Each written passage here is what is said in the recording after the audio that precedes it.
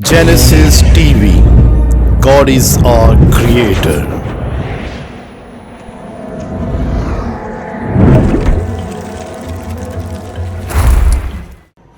बाप और बेटे अरुल कुदस के नाम से आमीन।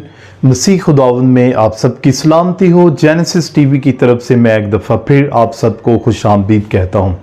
नाज़रीन, जैसा कि आप जानते हैं, हम इन दिनों में खुदा यीशु मसीह के ज़हूरात के बारे में बातचीत कर रहे हैं और आज जिस ज़हूर के बारे में हम बात करने को है वो है काना गलील की झील पर खुदा यीशु मसीह का ज़हूर।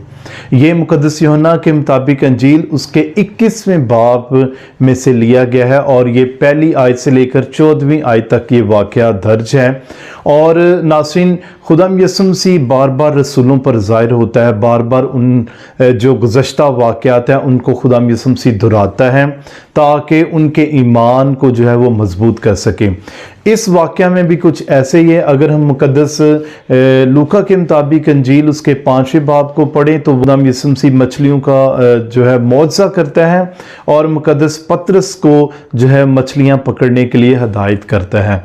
तो इन दोनों वाक़यात को हम देखेंगे।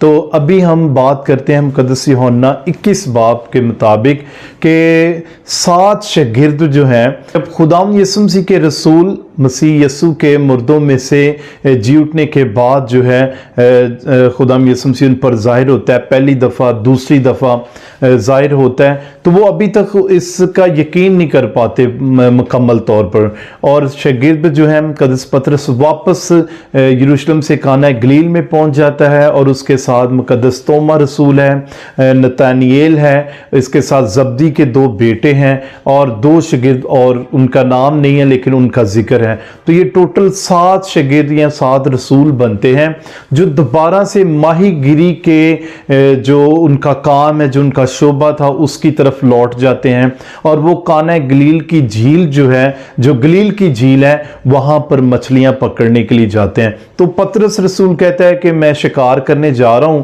तो दूसरे शागिर्द भी कहते हैं कि हम भी तुम्हारे साथ चलते हैं। तो इस तरह ये सारे शागिर्द जो हैं सारी रात जो है वो मछलियां पकड़ते हैं, लेकिन एक भी मछली जो है वो उनके हाथ नहीं आती। जब वो वापस लौट रहे होते हैं तो तकरीबन कोई 200 फीट के फासले पर होते हैं, तो खुदाम यीशु मसीह उनको किनारे पर नजर आता है। उनके नज़दीक एक शख्स है जो किनारे पर खड़ा है और वो हाथ लाकर उनको जो है इशारा कर रहे हैं। और जब ये थोड़ा सा करीब पहुंचते हैं, जब वो एक दूसरे की आवाज़ सुनते हैं, तो खुदाम उनको कहता है कि क्या तुम्हारे पास कुछ खाने को है?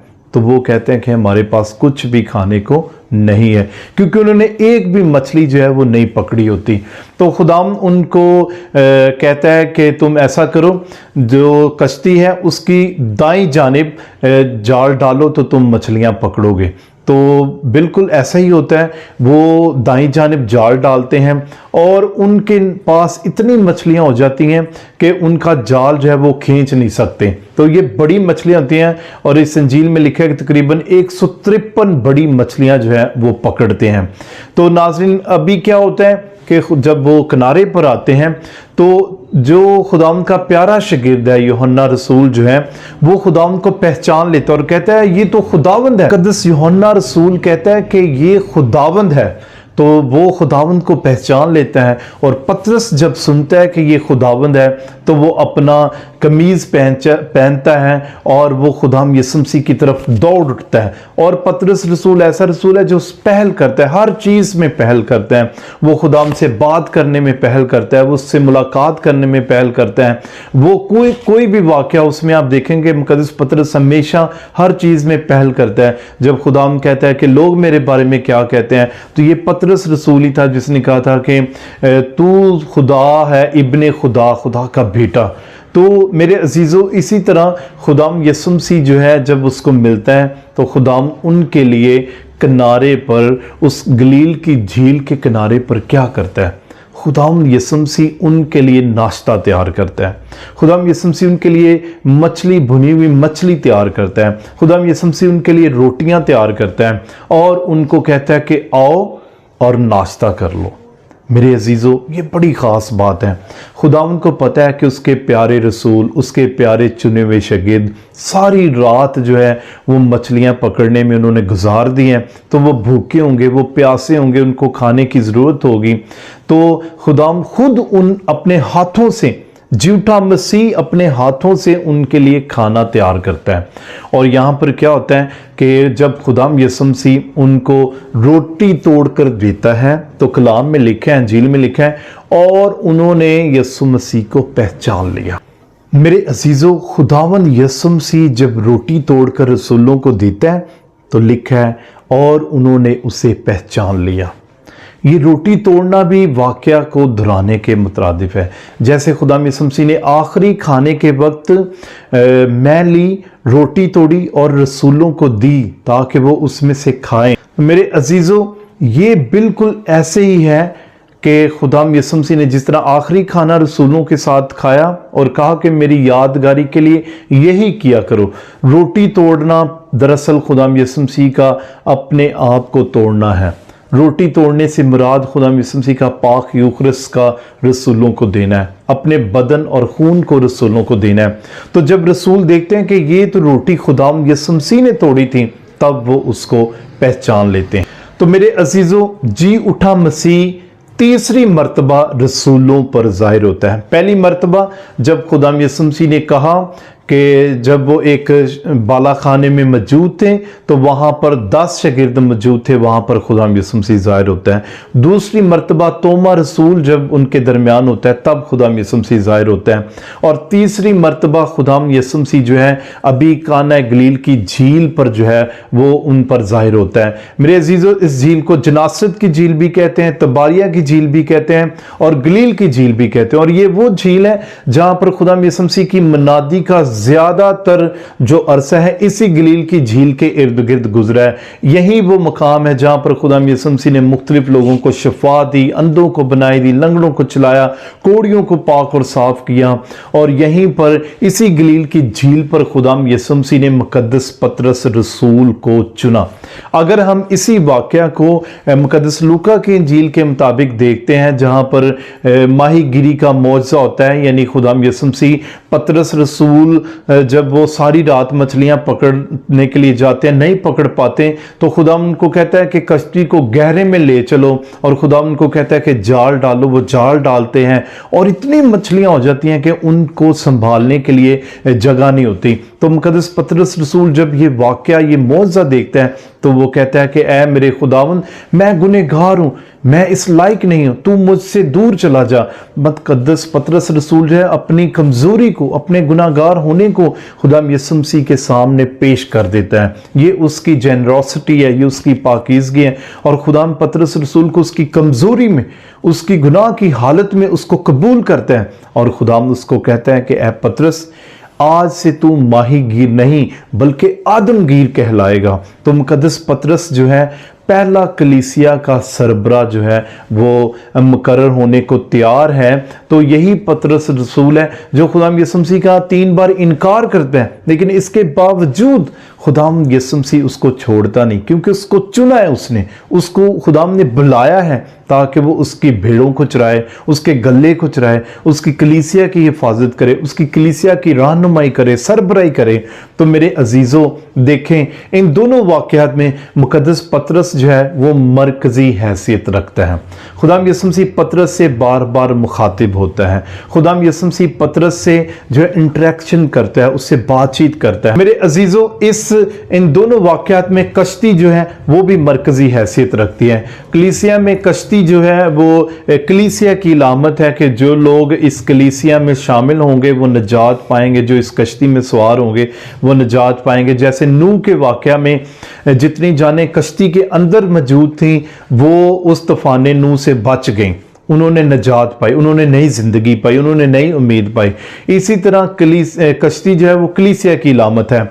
और इब्तदाई कलीसिया में जो मछली है वो भी कलीसिया की इलामत होती थी, यानी मसीह होने की इलामत होती थी। इब्तदाई कलीसिया में जब लोग आपस में मिलते थे तो वो ज़मीन पर मछली का निशान बनाते थे। एक मसीह आधा निशान बनाता था तो दूसरा मसीह उस निशान को पूरा करता था। तो इससे पता चलता था कि ये दोनों जो है वो क्या है, मसीह है। अगर हम इस तरह देखें कि ये जो गलील की झील है ये मछलियों का गढ़ है, यहाँ पर बहुत सारे मछेरे लोग आते थे, बहुत सारे लोग मछलियाँ पकड़ते थे, तो उनमें से रसूल भी ये काम करके अपना पेट पालते थे, अपना गुजारा करते थे। तो मेरे अजीज़ों, खुदाम यीशु मसीह उनको वो वाक़या याद दिलाता है, उनको वो मौका याद दिलाता है जब उसने कहा कि तुम माहीगीर नहीं बल्कि आदमगीर कहलाओगे।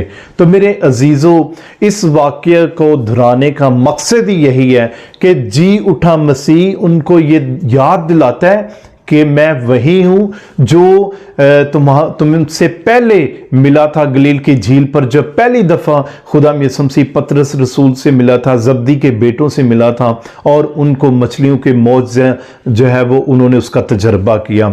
और अब ये जी उठा मसीह बाद में उनको फिर मछलियों के मौजे का तजर्बा कराता है।